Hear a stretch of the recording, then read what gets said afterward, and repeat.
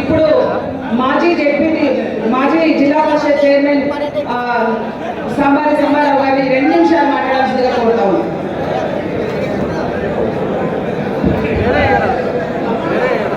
సభాధ్యక్షులు గౌరవ జిల్లా పార్టీ అధ్యక్షులు గండ్రా జ్యోతి గారు, గౌరవనీయులు మాన్యులు పరిపాలన దక్షుడు శ్రీ కల్వకుంట్ల తారక రామారావు గారు, బండా ప్రకాష్ గారు, రమణారెడ్డి గారు, సత్యవతి గారు, శ్రీనివాస్ రెడ్డి గారు, ఇంకా వేదికను అలంకరించిన పెద్దలందరికీ, ఈ కార్యక్రమంలో పాల్పంచుకున్న సోదరులకు, నా తోటి కార్యకర్తలందరికీ కూడా పేరు పేరు హృదయపూర్వక నమస్కారాలు.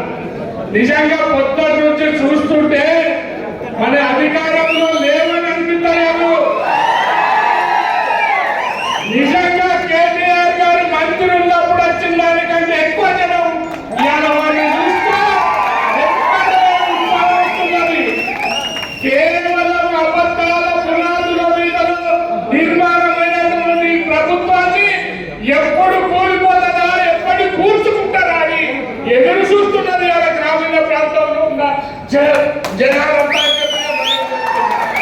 ఎక్కడ చూసినా అవినీతి, అక్రమాలు, పక్షపాతం, ఈ రకంగా పరిపాలనను విధ్వంసం చేస్తున్నటువంటి పరిస్థితిని మనం కళ్ళారా చూస్తున్నాం. ఎక్కడ చూసినా సోషల్ మీడియాలో కానీ, పత్రికలలో కానీ, మీడియాలో కానీ, ఇక్కడ కాదు అమెరికా పోతే కూడా ఎంత అబద్ధం చెప్పిందంటే, ఈ అబద్ధాలు ఆడితేనే మోసం చేస్తారో జనం ఓట్లేస్తారు, అందుకే నేను అబద్ధం ఆడి మోసం చేసి ఓట్లు ఎంచుకున్నాను సిగ్గు లేకుండా ఈ రాష్ట్ర ముఖ్యమంత్రి అమెరికా చెప్పిన విషయాన్ని సందర్భంగా మీకు ఒక్కసారి గుర్తు చేస్తా ఉన్నా. ఇప్పుడున్న పరిస్థితులలో ఎందుకంటే ఎప్పటికో యాదికొస్తుంది అల్లీబాబా 40 దొంగలు అనే రకంగా ఎవ్వరికి వారే ఈ రాష్ట్రాన్ని దోచుకునే పరిస్థితి ఉండే.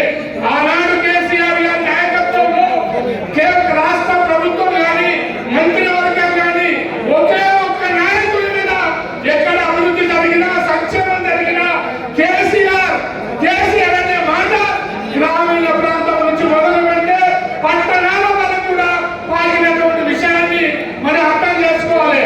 ఆనాడు కాళేశ్వరం ప్రాజెక్టు కానీ, లేకపోతే కరెంటు 24 గంటల కరెంటు కానీ, రైతు బంధు కానీ,